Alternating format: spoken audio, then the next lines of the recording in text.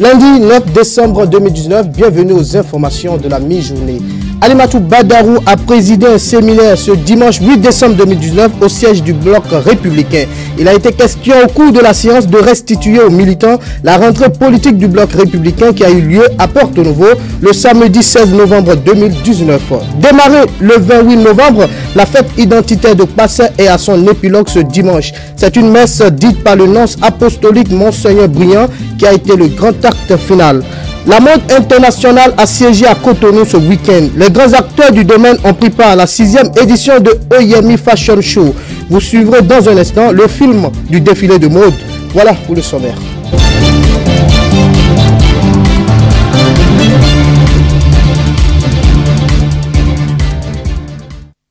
Merci de nous préférer pour vous informer. Je vous le disais en titre, Alimatou Badarou, membre fondateur du parti Bloc républicain, a présidé un séminaire ce dimanche 8 décembre 2019 au siège du parti. Ce séminaire a connu la participation des militants et militantes du dit parti, ainsi que la présence de l'honorable Kader Gbadamansi, député élu de la 15e circonscription électorale.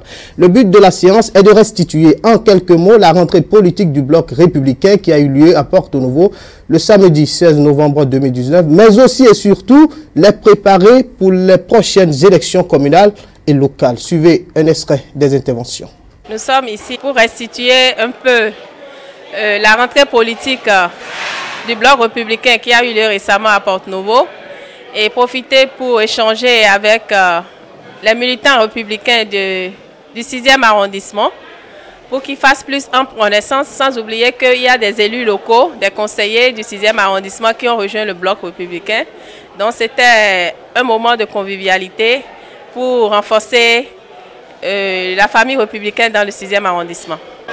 Nous avons invité nos militants du 6e arrondissement à venir partager le déjeuner avec nous. Il y a eu beaucoup de conseillers locaux, sécu, chefs de quartier, UP du 6e arrondissement qui sont au nombre de 40 et qui ont fait leur adhésion au Bloc républicain aujourd'hui. Mais en attendant les formalités officielles, ils sont quand même venus nous dire qu'ils sont avec nous, travailler avec nous pour que le 6e soit complètement Bloc républicain. Le compte-rendu de cette rencontre est à suivre dans nos prochaines éditions. Démarré le 28 novembre 2019, la fête identitaire de Kpassé est à son épilogue ce dimanche. C'est une messe dite par le nonce apostolique Monseigneur Briand Oudaigwe qui a été le grand acte final avant les réjouissances festives. Isaac Adié pour l'Estessa aussi. Habillés pour la circonstance, invités comme fils de la localité, ils sont nombreux à fouler le sol de Ouida. Ce fut la grande mobilisation ce week-end dans la cité des Kpassé. L'idéal de cette rencontre est de renforcer le lien de fraternité entre les fils et filles de la cité historique de Ouida. Une aventure séculaire qui visiblement ne porte pas de rides. Pour cette édition 2019, c'est plusieurs événements qui sont commémorés en un ici à la basilique de Ouida. Vous fêtez un 110e anniversaire intitulé à la Vierge Immaculée Conception. Votre église honorée avec le titre de basilique il y a 30 ans et maintenant votre fête. Pour que les efforts convergent au développement, il faut de l'amour.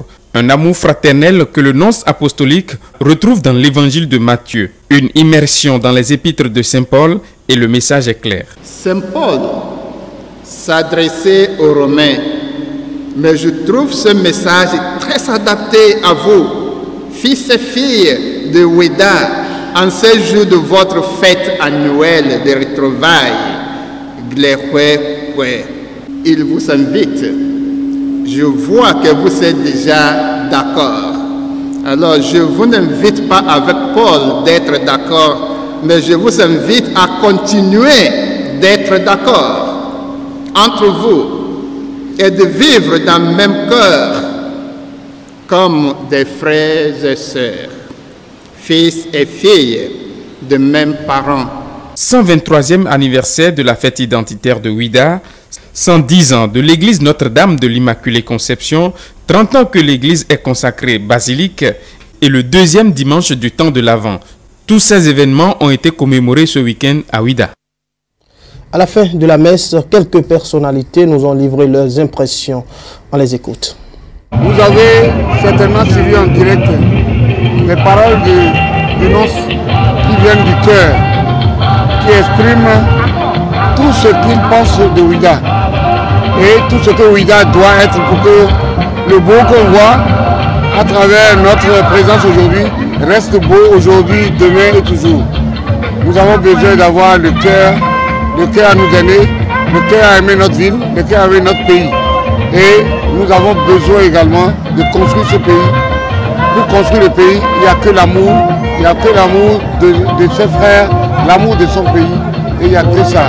On ne peut pas aimer Dieu sans aimer ses frères. Voilà, c'est le message le plus fort que je peux dire. Restons beaux aujourd'hui, après la fête et demain également. J'avoue que la préparation n'a pas été facile du tout, parce qu'il s'agit d'une édition spéciale qui regroupe 3 événements majeurs en un. C'est les 123 ans de République classique, c'est les 110 ans de la consécration de la cathédrale Notre-Dame de l'Immaculée Conception et c'est les 30 ans de la basilique. Vous comprenez que lorsque vous avez 3 événements majeurs de cette importance-là, vous êtes obligé de mettre les bouchées doubles, vous êtes obligé de mettre les petits plats dans les grands. Et lorsque je constate que ça se termine en apothéose de cette manière-là, vraiment je suis très content parce que j'ai vu autour de moi tous mes frères, toutes mes soeurs, tous les amis, tous les sympathisants de Ouida. Et je dis, c'est très bon. Que Dieu bénisse tout le monde et que la cohésion, la paix reviennent au niveau de Ouida. Plusieurs milliers de fidèles de l'archidiocèse de Cotonou ont effectué ce week-end le pèlerinage annuel diocésain au sanctuaire marial Notre-Dame de Miséricorde d'Alada. Ils ont prié et loué Marie afin qu'elle intercède auprès de son Fils Jésus-Christ pour qu'ils aient davantage de grâce. Romaric Dossa et Jean-Marie Quedelou pour le compte-rendu. Le sanctuaire marial d'Alada a réuni ce 7 et 8 décembre 2019 plus de 12 000 pèlerins venus de différentes paroisses de l'archidiocèse de Cotonou. Ils y étaient pour louer et magnifier la Vierge Marie. Cette 27e édition du pèlerinage diocésain d'Alada est spéciale selon les responsables de l'église parce qu'elle coïncide avec la célébration de l'Immaculée Conception. Alors c'est le pèlerinage diocésain annuel chaque année depuis 27 ans. En cette année 2019, nous célébrons l'Immaculée Conception. Et très souvent, ça arrive le week-end après la fête, après le 8 décembre. Cette année, de façon spéciale, c'est le 8 décembre que le dimanche est tombé sur le 8 décembre. Donc, heureuse coïncidence. Le pèlerinage, c'est un chemin, un cheminement dans la foi où nous approfondissons un thème de l'année et le Seigneur nous appelle à correspondre à lui et à lui demeurer fidèle jusqu'au moment où nous serons avec lui pour toujours. Louange, adoration, confession et prière au Saint-Sacrement ont meublé ces 2 jours de pèlerinage. À travers ces activités spirituelles, chaque pèlerin a confié ses intentions à Jésus-Christ par l'intercession de la Vierge Marie. J'ai vu ta force et ta gloire, ton amour vaut mieux que la vie.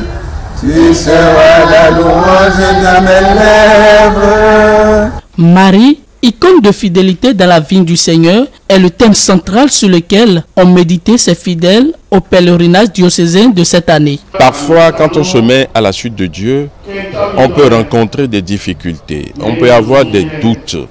Et nous, les humains, nous avons tendance à rebrousser chemin. Par contre, dans la vie de Marie, elle n'a jamais douté de l'amour de Dieu pour elle. Et il faut que nous puissions prendre Marie comme le Fils lui-même l'a voulu et nous l'a donné comme mère. Nous puissions la prendre non seulement comme mère, mais aussi comme modèle. Un modèle parfait. Un modèle à invoquer et à prier pour qu'elle puisse obtenir pour chacun de nous les grâces afin de pouvoir lui ressembler, pour pouvoir servir son Fils qui est notre Sauveur. La messe de clôture reste le principal moment qui retient l'attention des fidèles. Elle est présidée par l'ordinaire du jour, Monseigneur Roger Humbedi, l'archevêque de Cotonou. Dans son homélie, il a entretenu les pèlerins sur l'espérance et l'unité de la foi avec la Vierge Marie. Marie, la Mère de Dieu, nous apprend que c'est en acceptant que s'accomplisse en nous la parole de Dieu, dans l'abnégation totale de à sa volonté, que nous pourrons véritablement nous détacher de nous-mêmes pour nous tourner résolument vers les autres dans un esprit de service et d'abnégation. Que par son intercession, nous puissions nous nourrir quotidiennement de la parole de Dieu, afin qu'animés de son esprit de pauvreté et de disponibilité, nous nous engagions résolument à œuvrer comme des intendants fidèles et avisés pour le bonheur de nos frères et sœurs, les hommes, et que le Seigneur nous en accorde la grâce, lui qui vit et règne, maintenant et pour les siècles des siècles. À la fin de la messe de clôture, les fidèles ont regagné leurs paroisses respectives tout en ayant confiance à l'intercession fructueuse de la Vierge Marie auprès de son Fils Jésus-Christ. Mais avant de rejoindre leurs paroisses respectives, les pèlerins vous ont livré leurs impressions. On les écoute. Ça s'est bien passé et l'organisation est pimpante. C'est très bon. J'ai beaucoup apprécié. Et comme d'habitude, ça a été une bonne fête. Et surtout que c'est la fête de la Vierge Marie. Ça a été rehaussé. Et ça prouve que la Vierge Marie est vraiment notre mère au sein de l'Église catholique. Celle sur qui nous devons toujours compter tout au long de notre vie et de notre foi catholique. C'est une célébration qui a lieu tous les ans et qui commémore la Vierge Marie. Parce que le 8 décembre, c'est l'Immaculée Conception. Bon, souvent, tous les ans, ça ne tombe pas sur la même date. Mais aujourd'hui, on dira que vraiment, c'est une grande célébration parce que parfois, on vient au pèlerinage annuel, là, diocésaine, et après, on célèbre aussi l'Immaculée Conception. Mais c'est deux fêtes à la fois et nous rendons grâce à Dieu. Mais ces impressions sont très bonnes parce que nous sommes venus prier la Vierge Marie et nous avons reçu beaucoup de grâce. Mes frères qui ne sont pas venus, il y en a qui sont empêchés, mais il y en a qui ont eu la paresse de venir. Et nous avons fait l'effort de venir également vivre et récolter les grâces liées à ce pèlerinage. Ah mais une fête vraiment bien organisée, réussie. Nous n'avons pas envie de partir. Je ne peux que remercier les organisateurs, notre archevêque et tous ceux qui sont venus participer à cette fête-là. L'année prochaine, que ça soit mieux encore. La fête, elle est très belle. Et j'ai toujours admiré la Vierge Marie, de par ses actes, de par tout ce qu'elle accomplit dans ma vie. Je l'admire beaucoup et j'aime jamais rater pèlerinage, que ce soit à Lada, que ce soit à Dassa. Même j'ai été à Jérusalem pour la contempler dans ses actes. Aujourd'hui, tous ceux qui se disent de la religion catholique n'ont qu'à toujours avoir confiance en elle, la Vierge Marie. Elles seront toutes satisfaites. Même s'il y a la stérilité, qu'ils aient confiance. Elle est capable. Elle est toujours capable. Et j'en suis fière. Des propos recueillis par Romaric Dossa et Jean-Marie Quedelou. On poursuit cette édition pour parler à présent de la mode internationale qui a siégé à Cotonou ce week-end. Les grands acteurs du domaine ont pris part à la 6e édition de Oyemi Fashion Show. Acteurs de l'industrie africaine de la mode, les personnalités et invités divers. Voici le récit de cette soirée belle en couleur et sonorité tamisée. Latifou Boni, Paul Estessa aussi.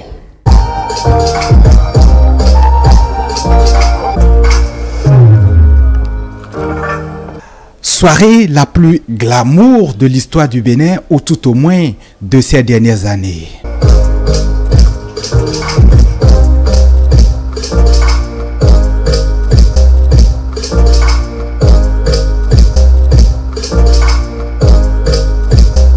Des lumières sur les créateurs, mais aussi projecteurs sur un public sorti comme s'il n'attendait que ça. Public avec des personnalités. Célébrités, chacune au goût vestimentaire aiguisé. La 6e édition de Oyemi Fashion, inédit événement avec 17 tableaux pour 17 stylistes. 9 béninois et 8 stylistes venus des grandes écuries stylistiques des capitales africaines, mais aussi de Paris.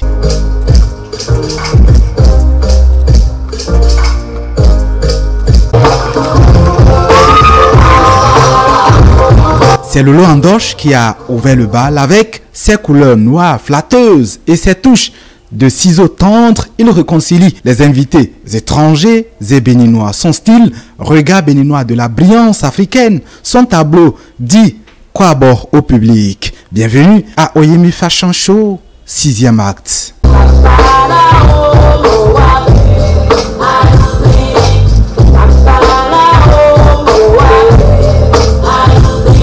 Le public en a eu pour ses attentes avec les différentes mises en forme de l'expression stylistique des créateurs béninois.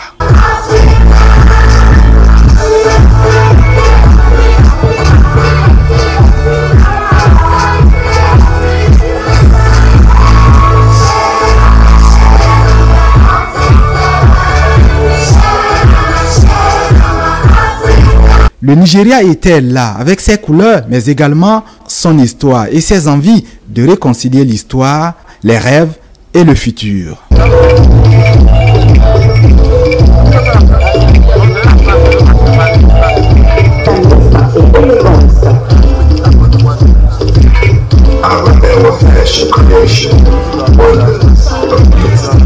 Le Togo, notre voisin, était là. Togo, terre de soleil, de chaleur et de rythme. Soleil, chaleur et rythme, une poésie naturelle, vitale à l'équilibre. Les stylistes venus de Lomé tentent de transcrire à coups de ciseaux cette poésie.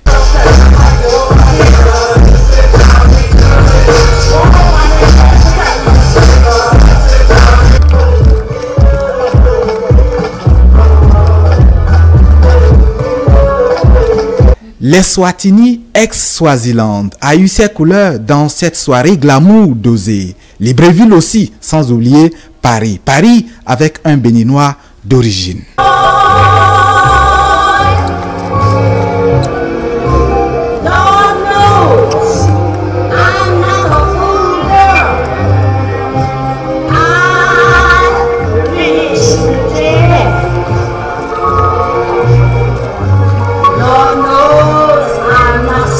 Oyemi Fashion Show, un événement 6e de genre de Trinity Events.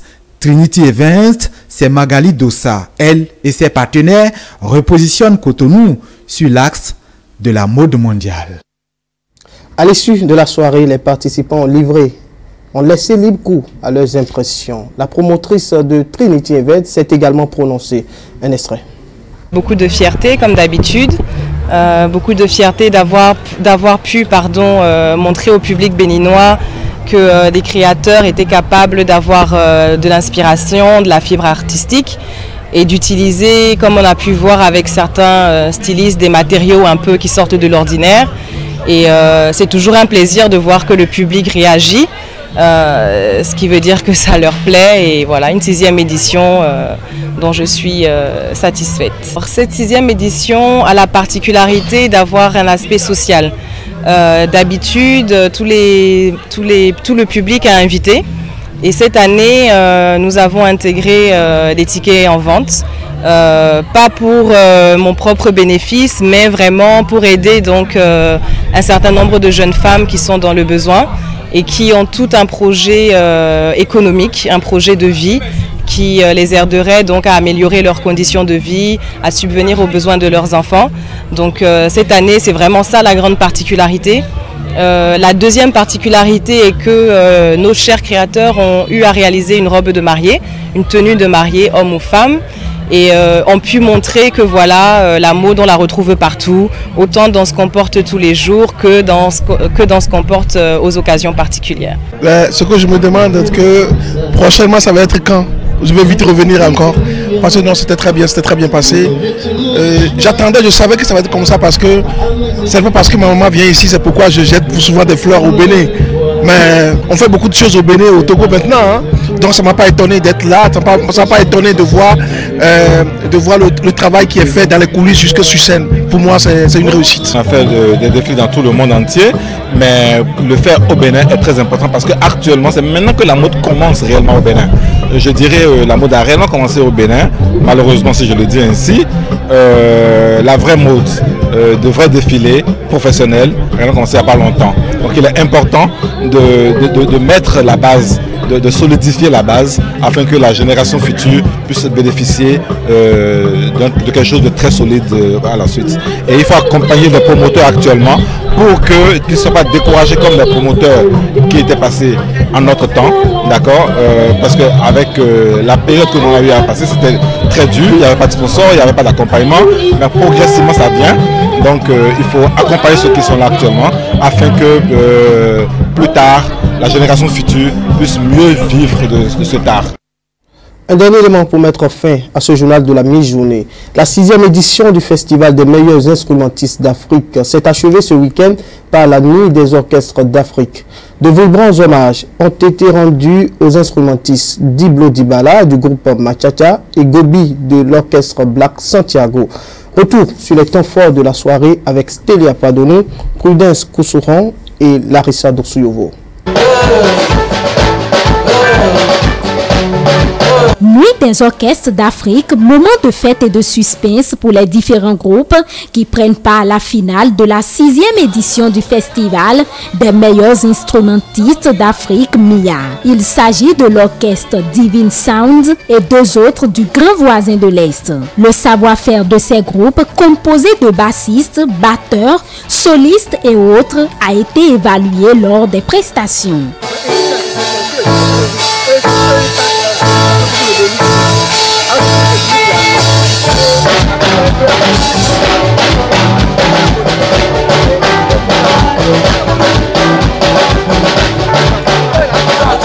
L'orchestre David Sound du Bénin remporte le prix de meilleure composition live grâce à son morceau plein de sens qui a séduit le public et les jurés.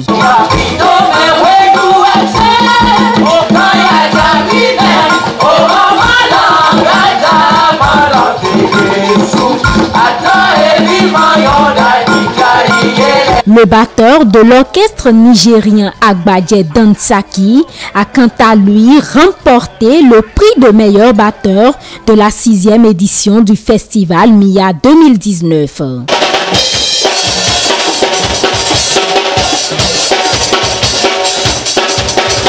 Pour la catégorie meilleur soliste, c'est le Togo qui a pris le dessus. Pour cette édition, il n'y a pas eu de meilleur bassiste et pour cause, la baisse de niveau des instrumentistes. Vraiment, on félicite tous ceux qui ont participé à ce festival.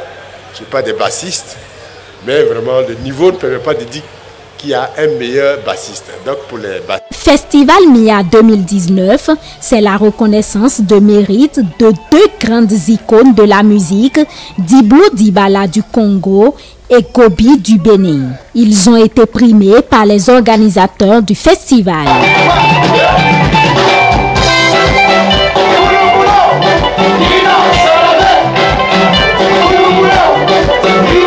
Très content, je suis très fier de vous. C'est le lieu de témoigner notre reconnaissance à ce que tu sais bien faire. Et nous vous invitons à coacher nos instrumentistes du Bénin. C'est la première fois qu'on m'honore comme ça en Afrique, dans l'Afrique tout entière. Alors ça, c'est quelque chose que je ne peux pas oublier. C'est un grand plaisir, quoi. Le geste a été vraiment phénoménal. Vous savez, la musique sans les instrumentistes, il n'y a peut-être pas de musique. Ambiance festive ici au stade de l'Amitié Générale Mathieu Kérékou. C'est la satisfaction chez le public qui n'a pas regretté d'avoir effectué le déplacement. Vraiment, j'ai adoré ce festival et je demande au Tout-Puissant de les organisateurs pour que cela se répète chaque année, quoi. Parce que c'est une belle initiative qui pourrait motiver les jeunes à évoluer dans la musique. Nous sommes à la fin de la 6e édition du Festival des meilleurs instrumentistes d'Afrique. Avoir travaillé pendant une année et en permanence sur ce site une semaine durant, nous sommes fiers. Festival MIA, tribune d'expression pour les musiciens instrumentistes qui ont passé d'agréables moments. Les rideaux sont donc tombés sur le festival de cette année et les regards sont désormais tournés vers les prochaines éditions.